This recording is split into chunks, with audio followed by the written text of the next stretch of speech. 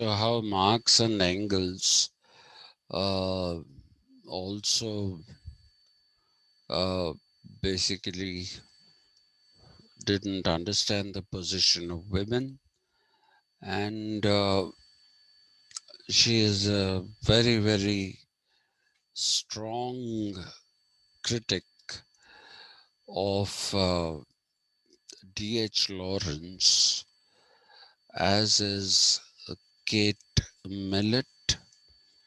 Um, Kate Millett also criticizes D.H. Lawrence. Uh, anyway, so this is not a full length course. It's in terms of its number of credits, it's got fewer credits than a regular course, and therefore we don't need to go into great detail. But the problem that we have in front of us is one that sorry,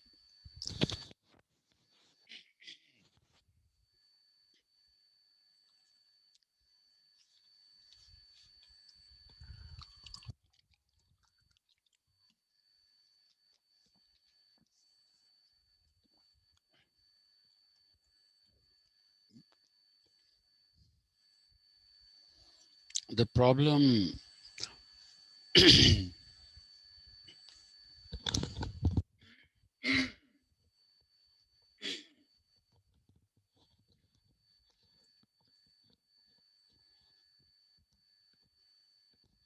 the problem is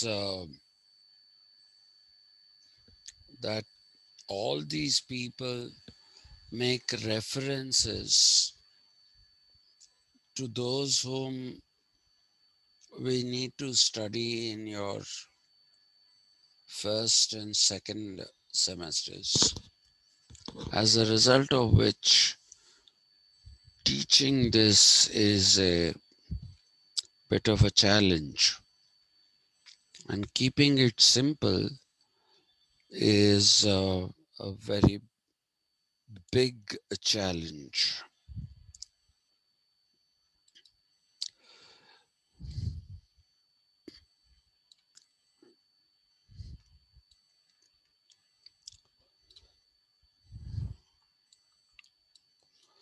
So we're doing Charles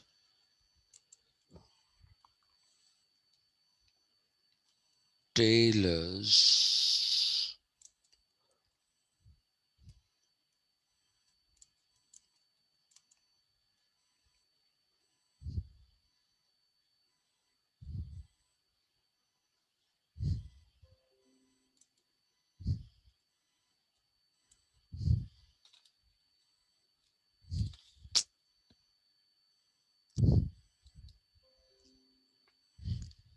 oh my god.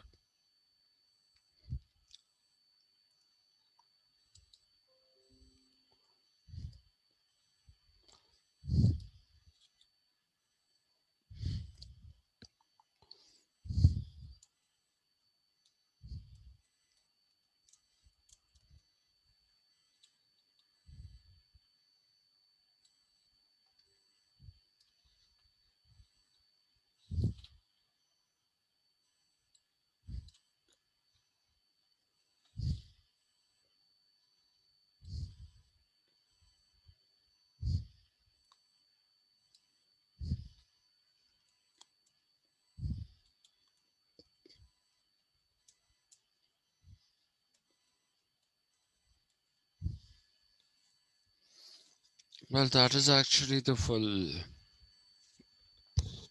title of the book.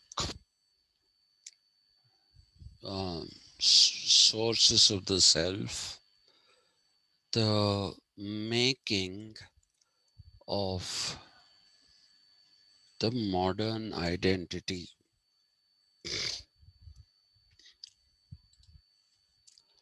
Now, if you look at this, he has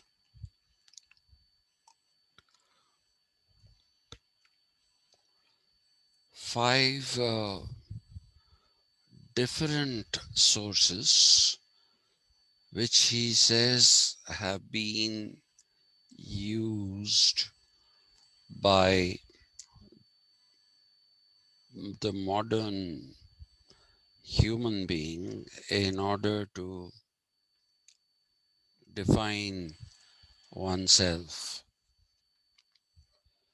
And these five sources are those which are to be understood as being different from what it was before the modern period.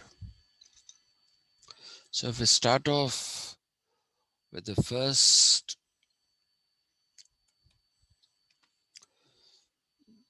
okay, just let me, I don't want to get straight into it. Just let me say a few words about Taylor. Taylor is not only a brilliant scholar, he's also an activist.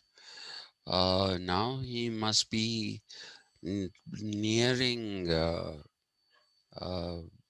90s, yet he's a very active political activist in the region, which is Montreal of Canada. So he's actually a Canadian, and he was there in the McGill University for a very long time. Then he went to the University of Oxford, uh, spent some time there. If I'm not mistaken, he even went to Cambridge and later on went to the University of Montreal. Okay, so uh, I have had the occasion to meet him three times when he has come to Hyderabad. Uh, a simple man, very, very simple man, very accessible to anyone.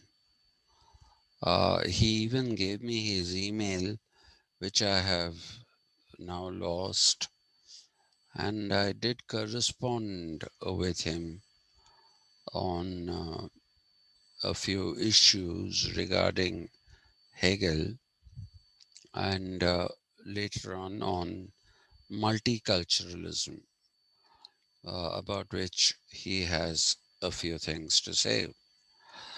So he is somebody who is a very influential scholar of the 20th century, and his book on Hegel is considered to be something uh, which is like the most exhaustive and the most accurate representation of who Hegel is. In fact, Taylor, in a conversation when I was talking to him once, he said that while it was working on Hegel, and Hegel is considered to be the high priest of modernity. So he said it was at that particular time that it occurred to him, that one can work on a book that that will be called the making of the modern identity. And sorry, uh, he believes that in the modern period, identities are less ascriptive than they were in the pre-modern periods, especially of the Western civilization. They were a lot more ascriptive in the ancient and in the medieval periods. The medieval period was totally ascriptive, but he believes that in the modern period, because of the freedoms that people experienced, they searched for their own identities, defined themselves, and that is what makes this period worth studying. Uh, and as somebody who has worked, sorry, I don't know why this is happening. Uh, as somebody who has worked on the modern identity, he's not a great fan of postmodernism. He's not a great fan of the French schools of thought uh, led by people like, uh, what should we say, people like Michel Foucault, Jacques Derrida, uh, all these people, he doesn't see them in great light, in positive light. The postmodernists, he's a little bit sympathetic to, uh, he's a little bit sympathetic to Habermas, but he's not at all sympathetic to Hans Gadamer, who he believes is carrying on the torch of the French tradition of postmodernism. So, so this So, is, yes, please. who is the postmodernist? A postmodernist is one who believes that the achievements that are touted as those of the modern period and which makes the modern period such a great period in human history is actually not a great period. They see that it also has its own set of problems. Not only do they say that it has its own set of problems, everything in the world obviously has its own set of problems. There's nothing which doesn't have problems, so to speak. But postmodernists tend to emphasize that the modern period did not achieve any of the things that it claimed to have achieved, especially with regard to progress in sciences and uh, progress in other spheres of knowledge, especially the social sciences.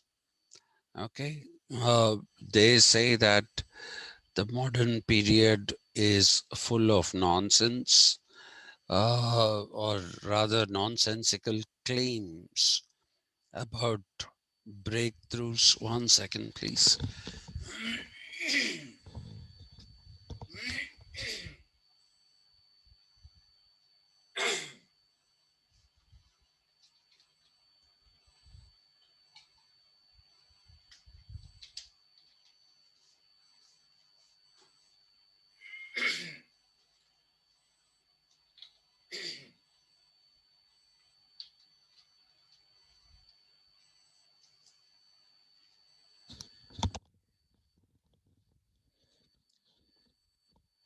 Very sorry about that.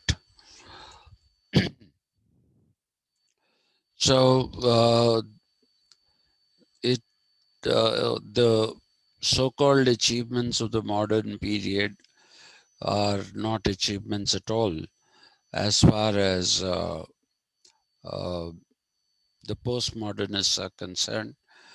They say that it only further complicated life uh, by bringing in a set of problems which have denuded the earth.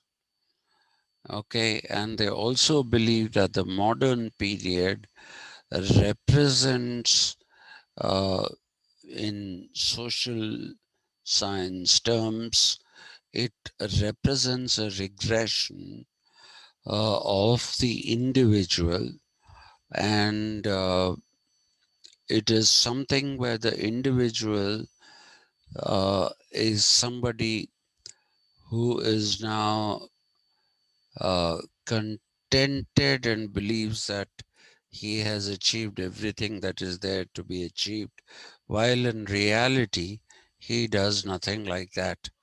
All that the individual does is that he is sitting and basically he or she is enjoying something which they have no role uh, to play in. For instance, it talks about entertainment. Now, if you look at all forms of entertainment till the modern period, people participated in entertainment. Okay, if you wanted entertainment, then you had to participate in it. But it is only in the modern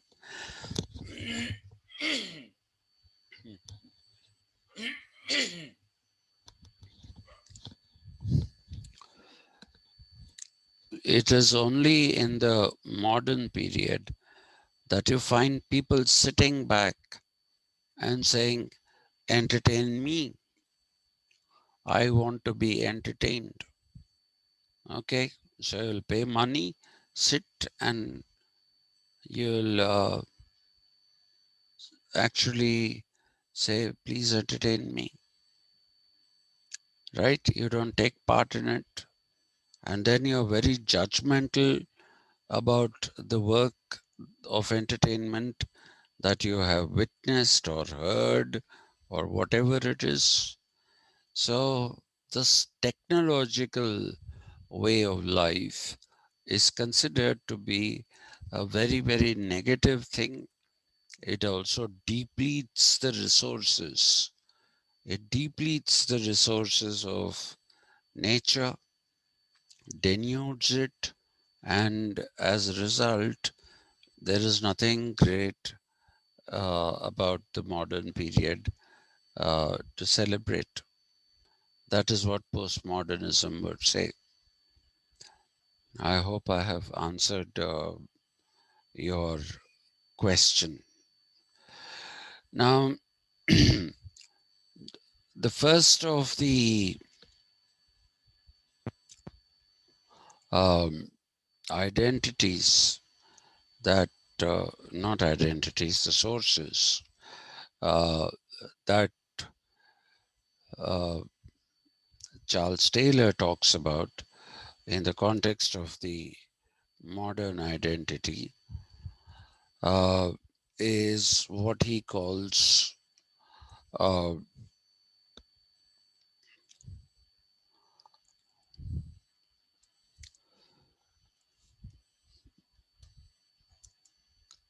the good.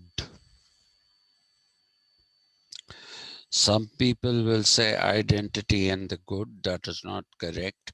He just talks about what he says is the good. Okay, this is one of the sources from which the modern identity is derived. Now, you must understand that the whole of philosophy of Charles Taylor is based in morality. It is not something which is which ignores morality, but you should also be very, very careful because Taylor is somebody who uses morality differently from, say, people like Immanuel Kant, or for that matter, even Rene Descartes. Okay, so all of whom had a conception of morality, but even though uh, Taylor is using words like the good and morality, he is definitely not talking about them in the way in which we usually understand them. So please be careful in listening to what I have to say about these things. Well, how can I get rid of this? I don't know. Okay, uh, Taylor emphasizes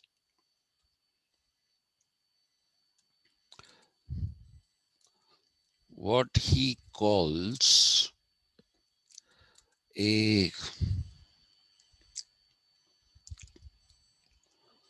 social imaginary. Uh, and this social imaginary for him is not articulate.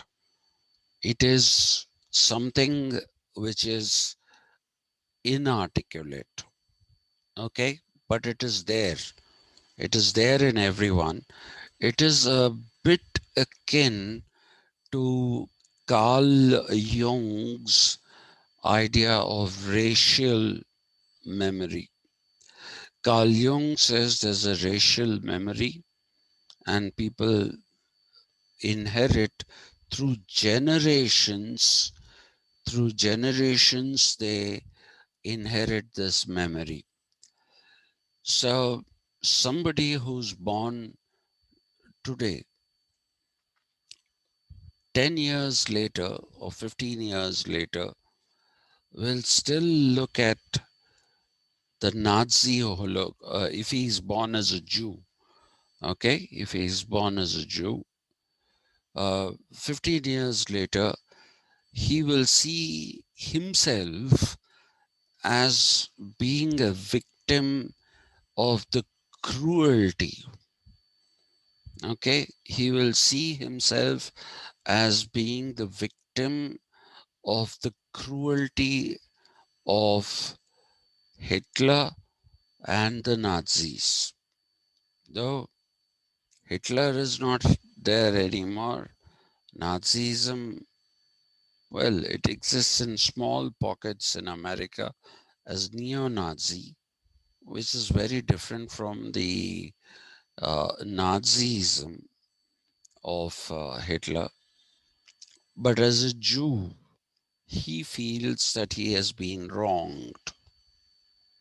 he feels he has been wronged. Similarly, why is it that Indians and Pakistanis cannot see themselves as allies or friends? Because of the bloody turmoil that took place in the partitioning of the country. I was not there when that partitioning took place. My family was not affected by the partition. But nevertheless, when I'm carrying the identity of Indian, automatically I am also against Pakistan. I'm also against China because China betrayed us after having signed the Panchsheel agreement and saying that there will be no hostilities between India and Pakistan with the slogan that was called Hindu, Hindi Chini Bhai Bhai. And they had an equivalent of that in Chinese. Uh, Despite that, China attacked India. It attacked India when Nehru and India were least expecting it to do so. Nehru thought whatever problems there are will be solved diplomatically, but China reneged on that agreement. So we don't trust the Chinese. We really don't trust the Chinese. Okay? Um, when that war was fought, I was not there. I was not there. You were not there. But still, it's there in your racial memory. The anti Pakistan, the anti China kind of a thinking. So that is a racial memory. It is inarticulate. It is inarticulate, but it is there in you. It is there in you. So, like the racial memory, you have the social imaginary. So, what is the social imaginary? Like I said, it is inarticulate. It is not something that is spoken out by anyone. Inarticulate doesn't mean that, it's not doing anything. It's pretty active, and it is something which deals with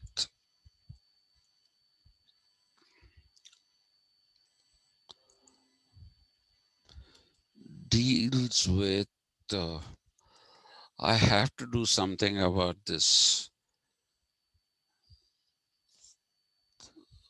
What is wrong with this AVG browser? I'm not even using the AVG browser. Anyway, okay, it deals with moral frameworks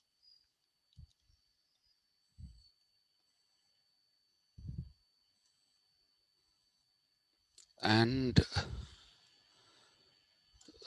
moral values that exist in society.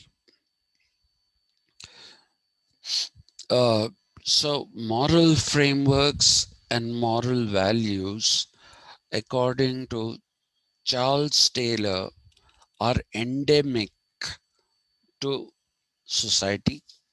They are not exoteric, they are absolutely endemic.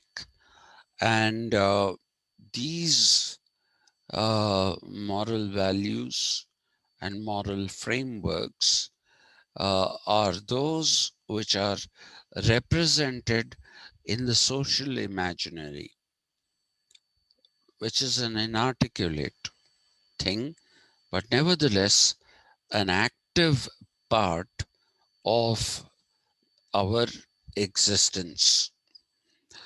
Uh, Taylor basically identifies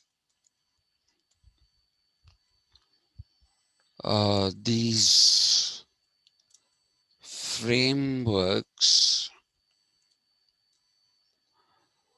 uh, with reference to three axes. Please don't read that as axis. Okay, it's not that axe with which we cut trees, or sometimes, as if you watch Ram Gopal Verma's films, uh, those axes are people put them here, pull them out, and chop down people and kill them. No, not those axes. Axes as the plural of axis. AXIS, axis. The plural of that is axes, right? So you have three axes uh,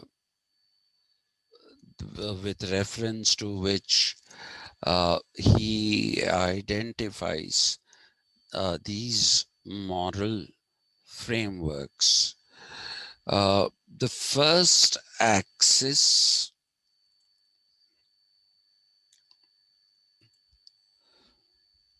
um how do I put it, refers to beliefs about the value of human life and the moral obligations, the obligations that this value,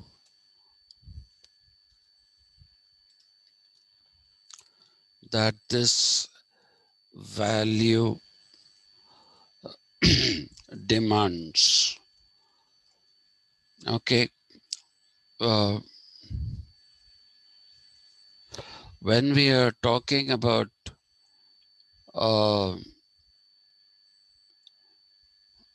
please, if you don't mind.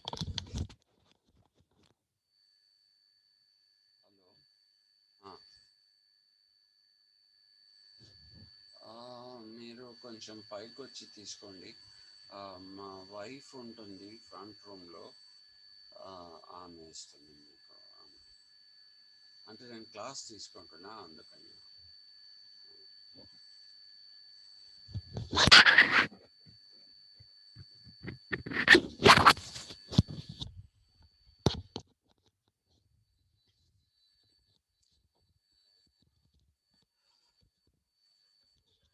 So you value human life.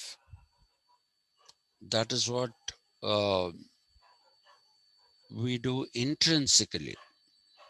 That is the reason why we do not believe in doing harm, unless there are some people who are those who actually believe in doing harm. But those are deviant, not the regular people. But those who believe in the value of human life, they will say that this valuing of human life itself demands moral obligations. Moral obligations are obligations, uh, obligations of people. Okay,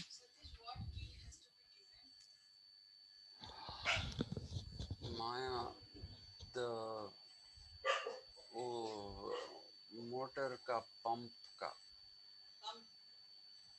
pump है ना, वो green डब्बा, वो green डब्बा का there are two keys. Please wake my mother up and ask her where they are. And please ask her and give it to him.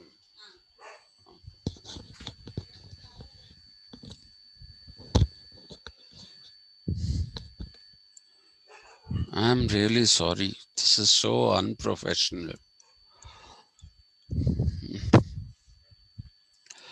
Okay, about the so these when you value human life, then it automatically demands certain kinds of obligations.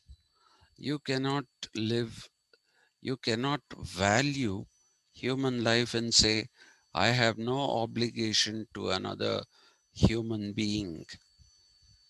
You cannot say that. You cannot say, I don't have an obligation to another human being. You have an obligation, not one, but there is a whole set of moral obligations, and these moral obligations are there for everyone who value human life. If you don't have these moral obligations, then human life has no value. That is a point that uh, Taylor is trying to make. So that is the first axis. The first axis is where you have moral, you have these moral frameworks.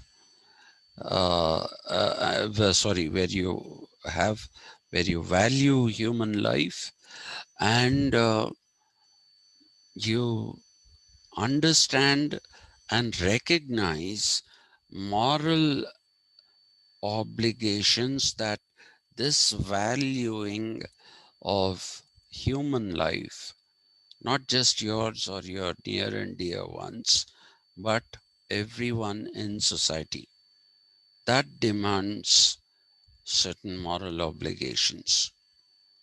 Okay, and that are there in the social imaginary. So, this is the first axis. The second axis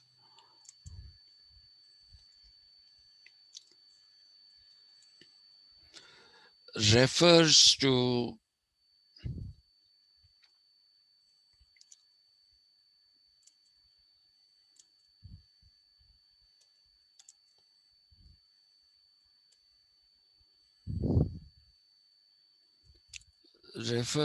the beliefs of what kind of life is worth living,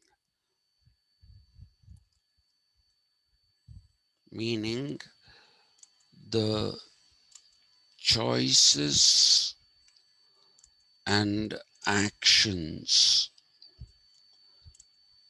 that we perform in everyday life. Yeah. Okay, this is the second axis. It talks about what kind of life is worth living, which is, would you want to live like a beggar?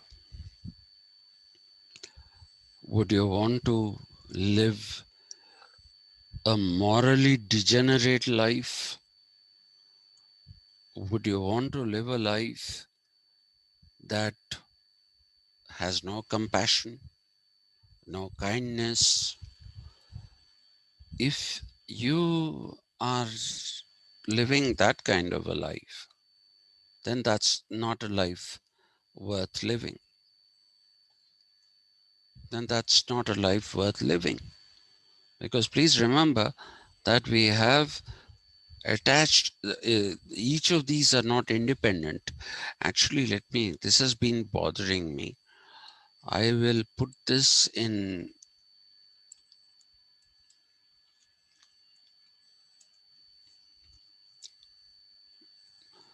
because that also is a number and these are numbers again. Or actually, let me do one thing. Sorry. This,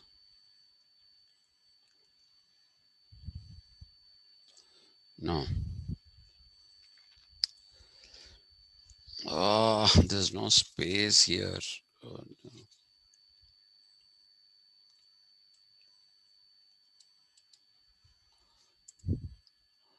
Let me call this A.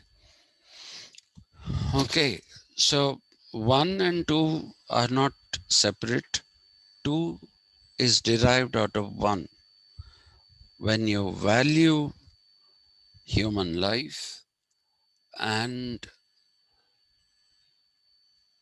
if you believe that human life is something which has to be lived with moral obligations, that the value of human life depends, that kind of a thing is what uh, brings us to the next thing as to what is the kind of life which is worth living. Like I said, do you want to be a killer? Do you want to be a thief?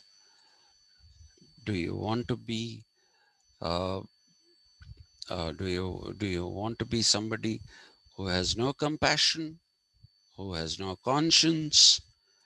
So such people exist, and Taylor basically argues that while these people actually exist, their existence is what he calls subhuman. Their existence for him is subhuman, and this subhuman existence that he's talking about is something which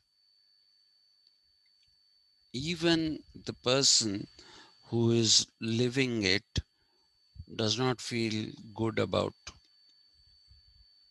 He does not feel good about it. Okay, if somebody is leading a subhuman existence, he doesn't feel good about it, is what uh, Charles Taylor says. So, the kind of life that is worth living is one that is based in morality. We would like to live a dignified life. Nobody wants to live in indignity, if you have to use that word. Nobody wants to live a life of indignity.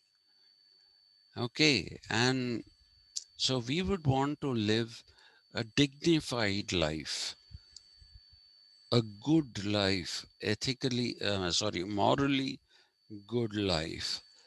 And the second axis refers to the choices and actions that we perform in everyday life to make life worth living,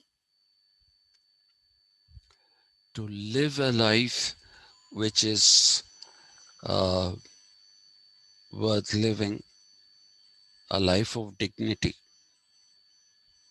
a life of self respect, all those things. So we want to live like that. and our choices are based in choices and actions are based in uh, the things that we do every day. For example, if somebody told me as a student, when I was a student, if somebody told me that this fellow is a bad student, I used to feel terrible. It happened only once. Okay, it happened because my French teacher mistook me for someone and said this man this boy is he's a very bad influence on others, and I just couldn't bear it. I just couldn't bear it. I went to her and said, why are you saying these things about me? She was an old lady. Apparently, she couldn't see too well. And then she said, well, I didn't say anything to you. I said, of course, you just did. In class, you said you took a look at me and you said that I'm a bad example and that people should not be like me. So she said, oh, I confused you for someone. But the fact that she confused me for someone I didn't know, and when she said this is a this don't be like him, that was very very unacceptable to me. My self-esteem went down completely, and I said, what did I do to deserve this kind of criticism? What did I really do to deserve this kind of criticism? So therefore, this is what says is what makes life worth living. The beliefs. My life is worth living if my students say, we've learned something from him. Okay, if my students say, we've learned something from him, my life is worth living.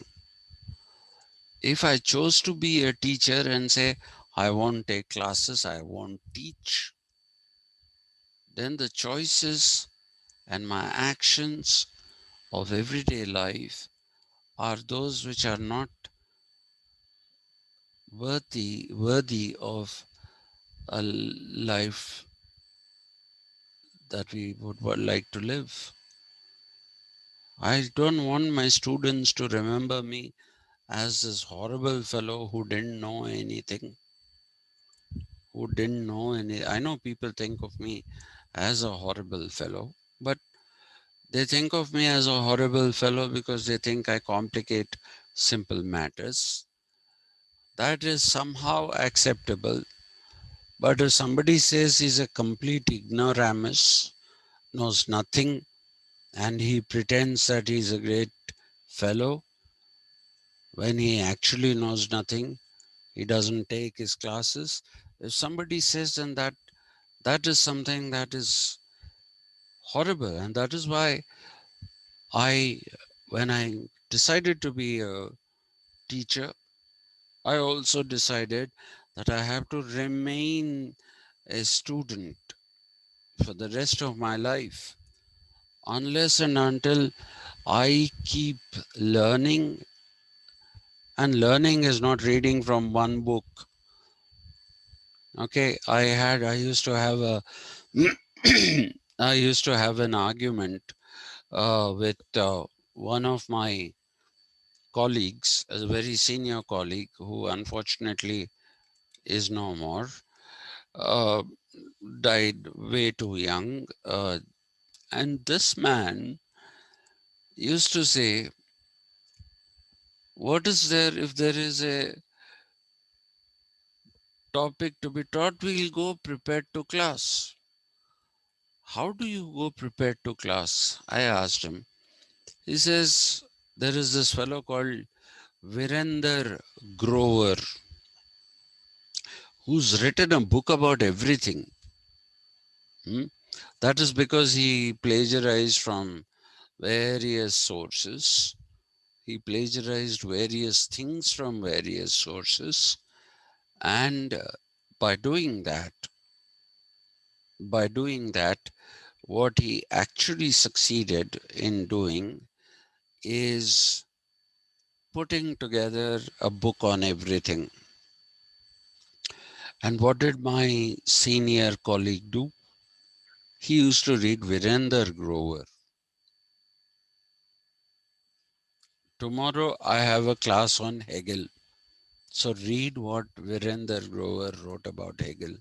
Is that how you teach? As a teacher, you're supposed to research on Hegel. You're supposed to research on, sorry, sorry. You are supposed to research not from one book. If today I talk about Hegel, I talk about Hegel from various writers that I have studied. I will talk about Charles Taylor. I'll talk about uh, what's Raymond Plant said. I will talk about what Bernard Cullen said. Okay, and I will talk about what. Sorry about that. I really don't know what is wrong with my throat. This is really bad. Yeah, so I will talk about all these things. Uh, and I'll talk about Bernard Cullen. I will talk about Fred Dollmayer. And I have read Hegel. First, after getting initiated into who Hegel is through these people, then I have gone and read Hegel. Reading the phenomenology of the spirit was a challenge. It was a challenge. It is a challenge to anyone. It is a major challenge to anyone. And so that is what a teacher should do. So for me, if you want to be living like a good teacher, you have to do this. Not read one or two lines from uh, one book and going and teaching and coming back. Then you're only doing this for the sake of, uh, what do we say? You're doing it for the sake of money. In which case, why be a teacher? Why don't you take up some other job that doesn't require you to study, research, and be a student all your life?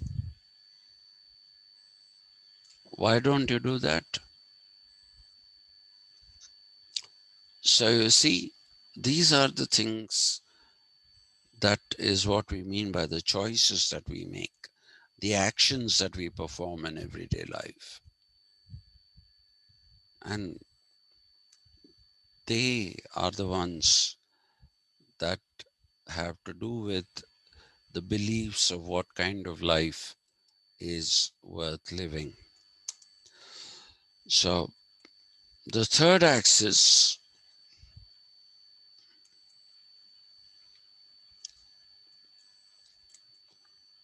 refers to the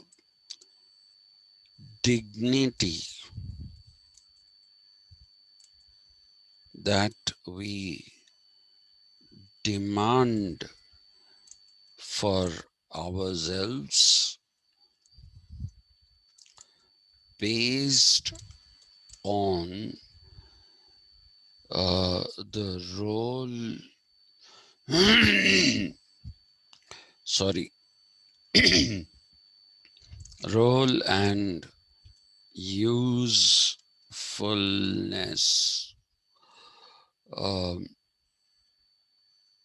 of us in society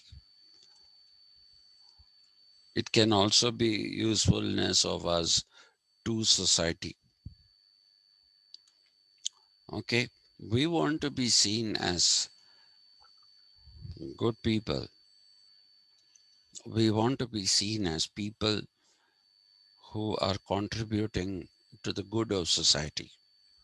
We don't want to be seen as people who are not doing anything good.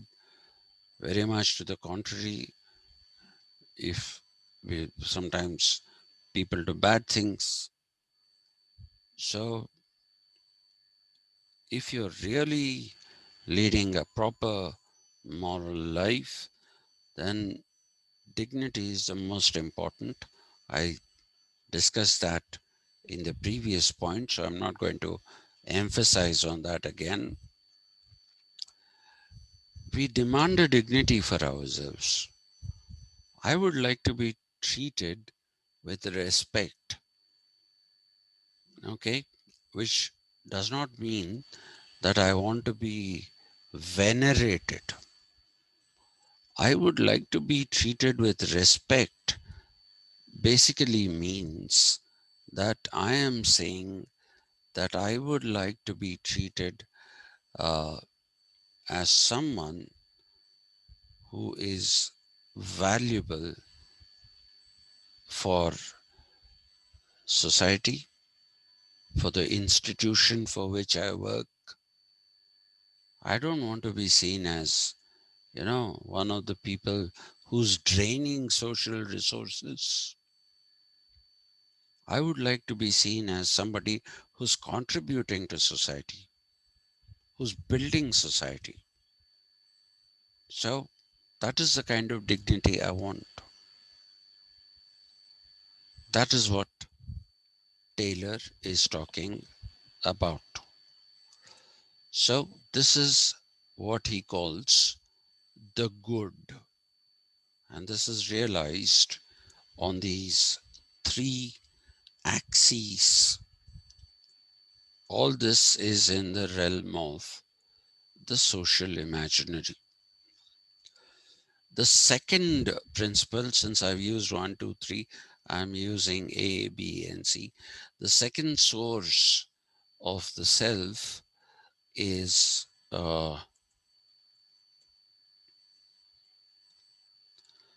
what he calls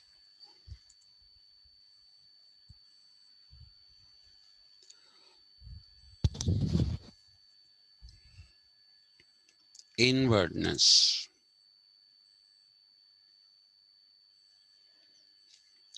Okay, what exactly does uh, Taylor mean by inwardness? Okay, because inward is that which is um, looking inside. So Taylor here he draws from Aristotle, who believed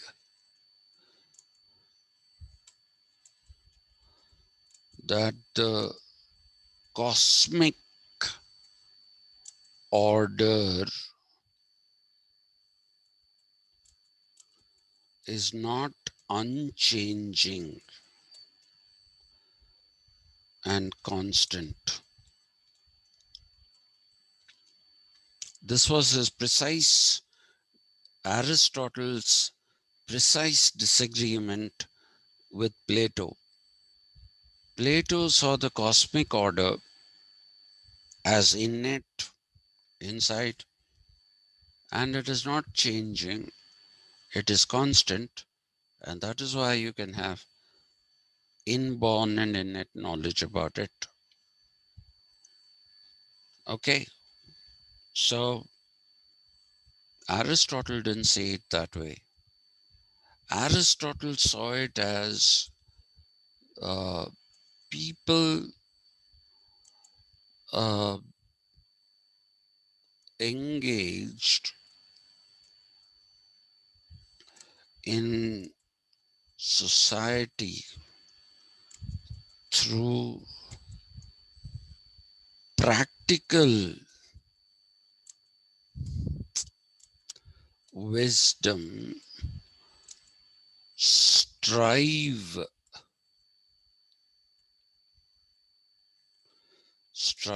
towards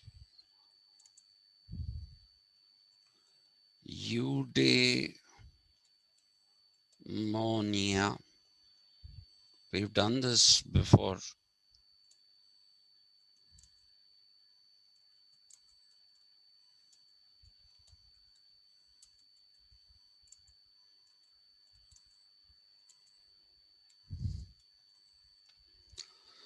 So Aristotle believed that it is not a rational exercise where you have this unchanging cosmic order or practical wisdom. Practical wisdom comes from uh, people striving to reach eudaimonia. When I taught you Aristotle, please remember what I told you.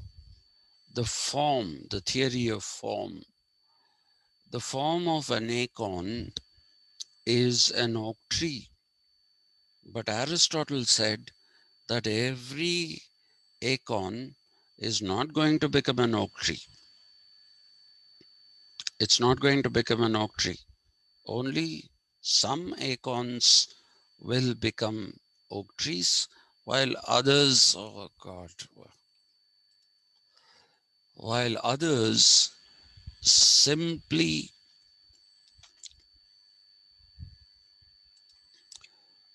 while, yeah, while others just get wasted away. So only some grow into. So eudaimonia is not a cosmic order that will happen. That will happen on its own. No, it is up to the people to make it happen. Eudaimonia has to happen because the people have to make it happen. And how will they do it? It is through their practical wisdom. The practical wisdom that comes from living everyday life. Okay? Not just some theoretical wisdom, but the practical wisdom. That is why the golden mean that he was searching for, Aristotle was searching for the golden mean, right? So that is the practical wisdom towards which, uh, by using which people try to go to eudaimonia, according to Aristotle. Taylor uh,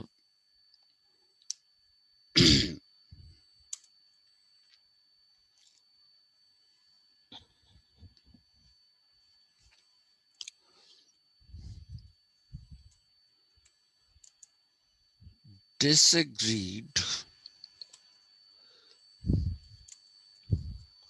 with John Locke,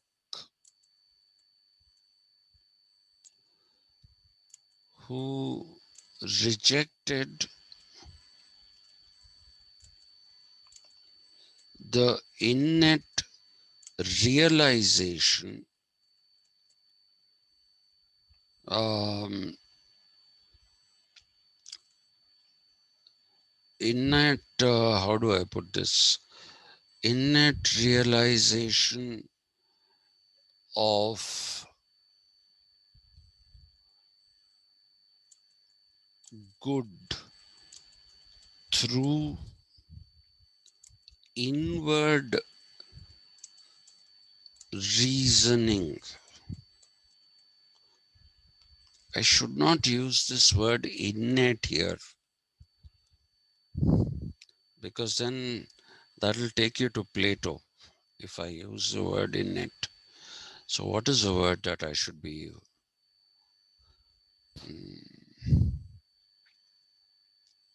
Let's use it as innate, but not Plato's sense, because please remember the social imaginary is all in your mind.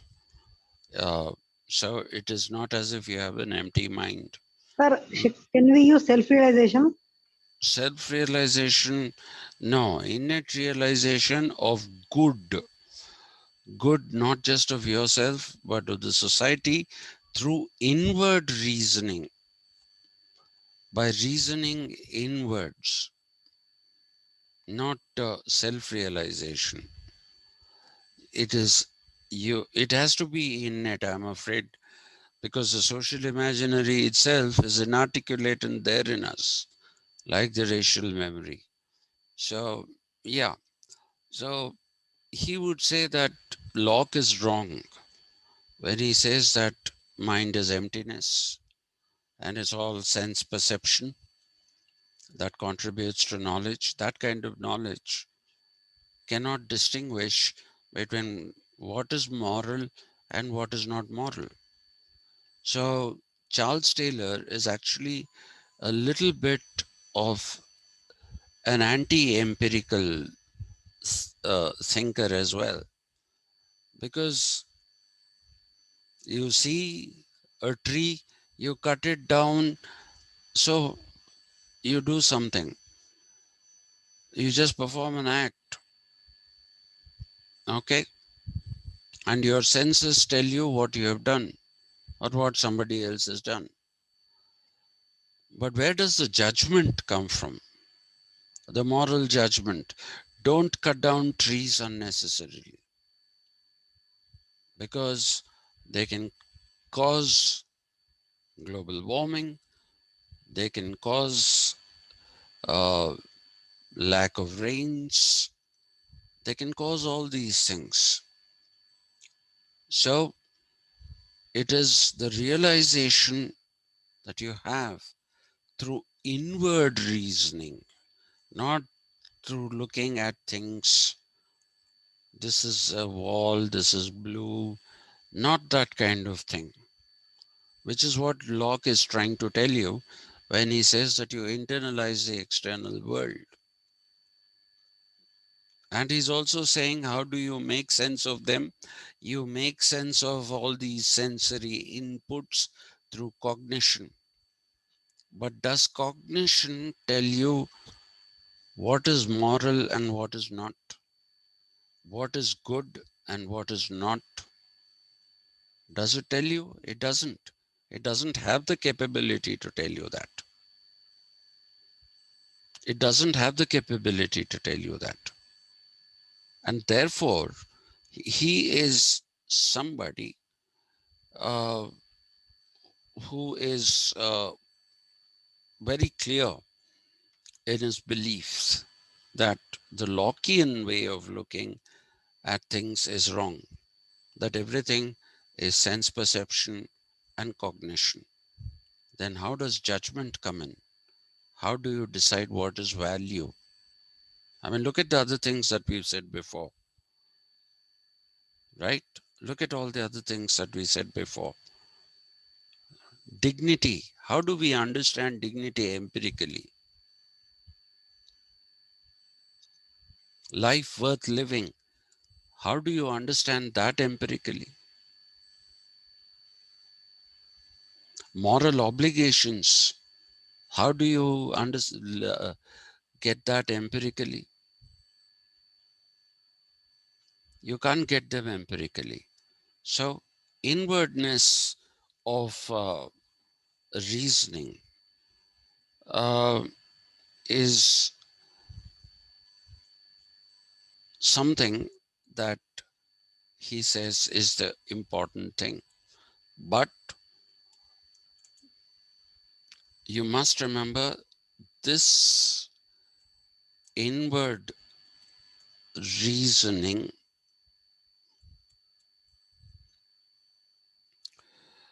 uh, helps a person realize that the things are not fixed,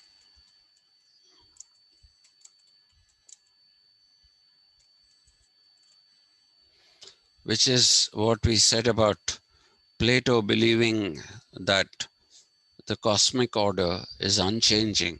For him, no, that is not correct. Things are not fixed or unchanging.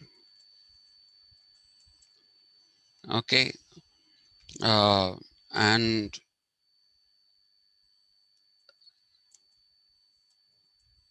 not an, but in reality are in a state of flux.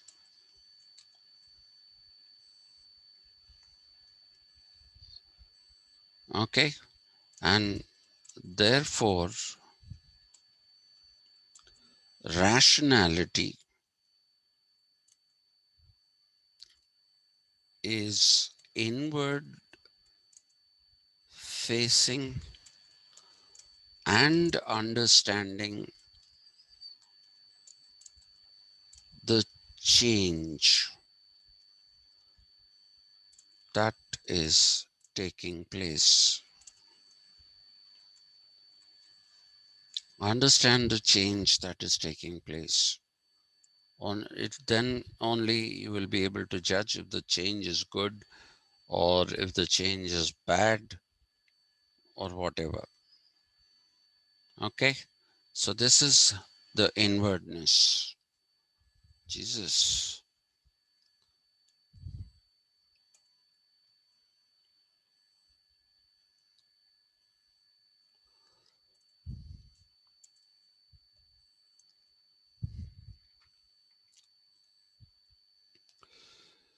The third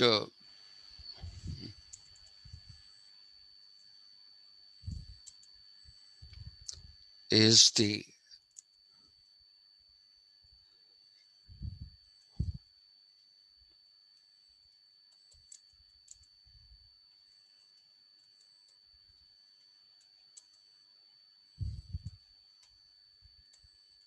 third source.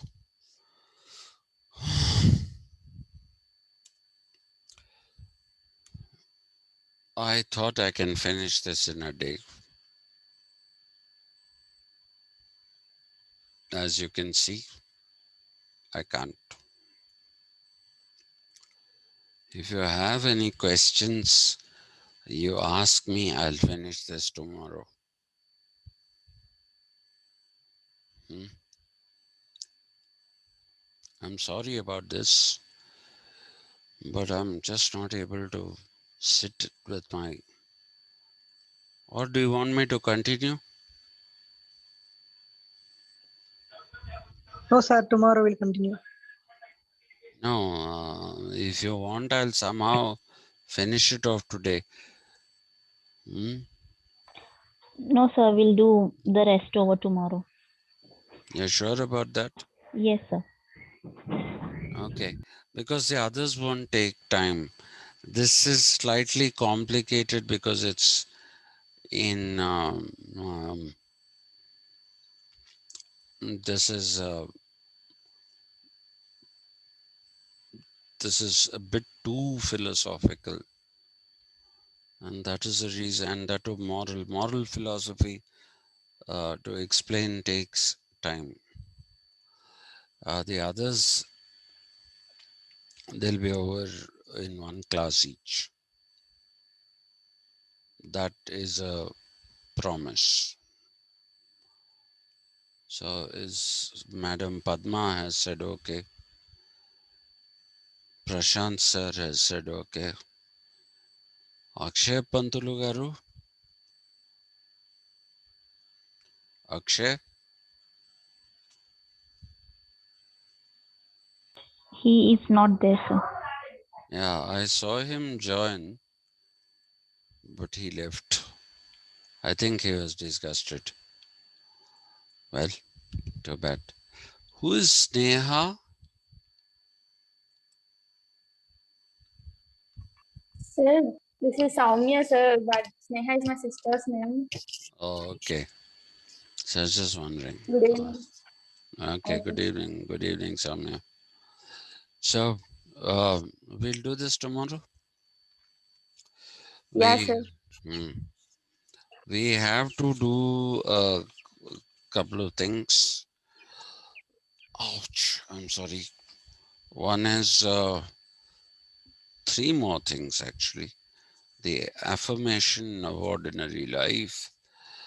Then we have to do the voice of nature. And we'll have to do what he calls subtler languages. Okay, so these are the three things left. So let me just remove this from here. Very sorry that I didn't finish it today. We'll finish it tomorrow. Okay, sir. Yeah, thank you. But Thank you. Yeah. these classes you'll have to attend if MA students, you have to attend if you want political identities done. Okay, so the um, others, please attend because this is contemporary political thought and this is something that is most useful in life. You need to know these things. Okay, so thank you very much and my apologies once again uh, for not being able to finish this. But there are too many intricate details in this, which makes it difficult to finish it in a class. Like I said, I don't want to be seen as a teacher who does things because they have to be completed. So I like to be seen as a teacher who does a proper job of teaching. Whether I do it or not, I don't know. But I certainly would want to be considered a teacher who does his job properly and conscientiously. That's what I believe. So thank you very much. And apologies yet again. I'll see you tomorrow morning for the MA class, and we'll also see you tomorrow evening for this class. Okay, thank Okay, you. sir. Thank you, sir. Yeah, Bye. and Yep. for this today by mistake I put that in. I put a link in the MA group. I shouldn't. Once I may get away with it, then somebody will say, why are you taking classes in the evening? So for this, you'll have to look at it in the AVR group. Okay, please remember that. Yes, sir. Thank you. Thank you, sir. Yeah, Thank you, sir. thank you. Thank Thank you, you. sir. Thank you. How are you, Anirudh? Fine, sir. Good. Please come regularly. Okay, Ask Durga Prasad also to come. okay, sir. And if there is anyone else who's interested, what was his name? What Nayak was he? Sony next. Sony Nayak. Yeah, why has he disappeared? Hmm? I don't know. Ask him if you have his Okay, number. Just okay, ask sir. him. Okay. Okay. Okay then. Thank you. Thank you. Thank you, sir.